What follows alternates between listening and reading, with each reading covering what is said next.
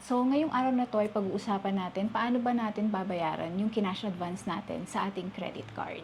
So, nabanggit ko na to guys sa mga previous videos pero I still get a lot of questions kaya ginawan ko na lang ng sariling video. So, dalawang ways kasi para makakuha tayo ng pera sa ating credit cards. So, unang-una is magwi-withdraw tayo sa ATM gamit yung ating credit card. And pangalawa is ipa-convert natin yung available credit limit natin into cash. So, simulan natin yung isa, yung cash advance sa ATM withdrawal. So, kung kayo po ay gustong mag-withdraw using your credit card via ATM, siguraduhin nyo na dapat meron na kayong cash advance pin galing doon sa bangko kung saan na-issue yung inyong credit card. Kung wala pa kayong cash advance pin, hindi po kayo makakapag-withdraw using your credit card. Okay? So, pagpalagay natin na meron na kayong cash advance pin, so ang gagawin nyo lang naman is i-insert nyo lang yung credit card nyo doon sa ATM, tapos i-enter nyo lang doon yung cash advance pin na binigay sa inyo, and then press enter lang doon sa keypad ng ATM, and then place nyo lang yung amount na i-withdraw nyo, and that's it. So, kapag kayo naka-withdraw, syempre iisipin nyo paano nyo naman yun babayaran. So, take note ha, kapag kayo ay nagka-cash advance through withdrawal sa ATM, make sure na alam nyo na meron niyang cash advance fee na 200 pesos. So, depende yan kung ilang beses ka nag-withdraw. So, kung 3 beses ka nag-withdraw, so per withdrawal yon, per transaction. So, that's 600 already na ma-charge sa'yo. And, iba pa yung interest doon sa mismong kinash advance mo. Okay? So, may interest pa yun sa bangko. Usually, nagsisimula yung kanilang interest on the date na nag-post yung cash advance transaction mo sa inyong account. So, for example, nag-withdraw ka ngayon, nag-cash advance ka today, and kinabukasan nag-post na sa account mo yung cash advance transaction, then that day nagsisimula na yung calculation nila ng interest hanggang cut-off ng credit card mo. Okay, so ito yung itsura kapag nag-reflect na yung cash advance transaction nyo sa SOA or sa statement. Kunyari dumating yung statement nyo, so usually ganito siya lumalabas. So yung cash advance fee at saka yung amount na kinash advance nyo. Okay, so paano nyo ba yan babayaran? So, babayaran nyo yan guys in full on or before the due date na nakalagay doon sa SOA nyo. Okay? So, kung meron pa kayong ibang singwipe doon sa credit card nyo, aside doon sa kinash advance nyo, sama-sama na yun lahat doon sa outstanding balance nyo na nakalagay doon sa SOA na dumating sa inyo.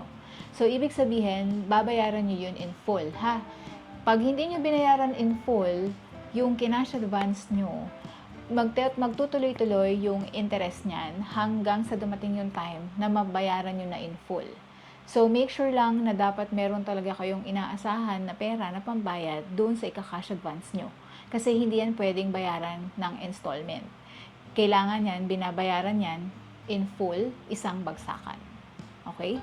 So, paano nyo babayaran? So, maraming payment methods na pwede nyo gamitin kung may online banking kayo at nakalista doon sa billers yung issuing bank ng credit card mo. Pwede ka doon magbayad and ang posting ng payment is 1 to 3 days lang. So, if you are going to use naman yung mga e-wallets like GCash or Maya, take note ha, ang posting ng payments niyan is usually 3 to 5 business days. And kung doon naman kayo magbabayad sa over-the-counter, I'm not sure, hindi ko pa kasi siya na-try, pero pwede kayo magbayad doon.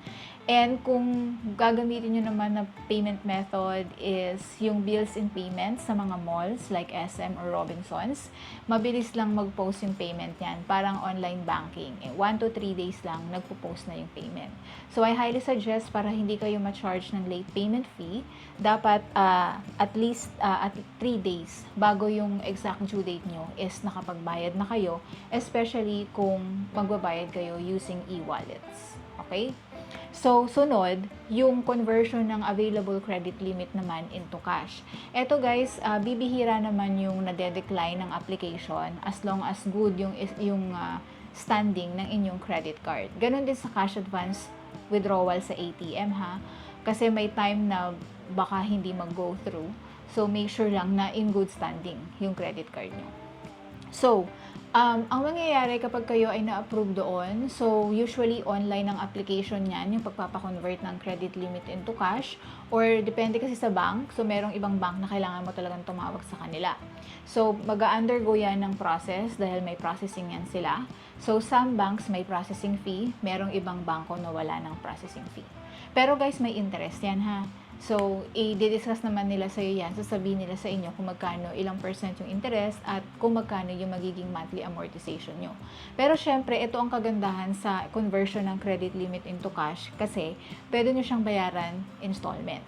Dahil may mga payment terms sila na ibibigay sa inyo, it's up to you, kayo mamimili kung anong term yung pipiliin nyo. So, meron silang 6 months, meron silang 12, 18, 24, and even 36 months, no? So, depende yung magiging monthly amortization nyo, magdedepende yun kung kung ano yung payment term na pipiliin nyo.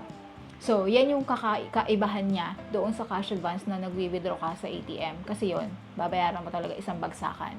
Pero ito, pag nagpa-convert ka ng credit limit into cash, babayaran mo siya installment. Okay? So, ngayon, meron din ako nare-receive ng mga tanong na nabawas na raw sa credit limit nila pero hindi pa pumapasok sa kanilang bank account. Huwag po kayo magpapanik pag ganun kasi tandaan nyo na may processing yan. Within 7 banking days yan bago siya pumasok doon sa bank account. Kaya ang gagawin nyo lang dyan is i-check nyo lang from time to time yung bank account ninyo kung pumasok na.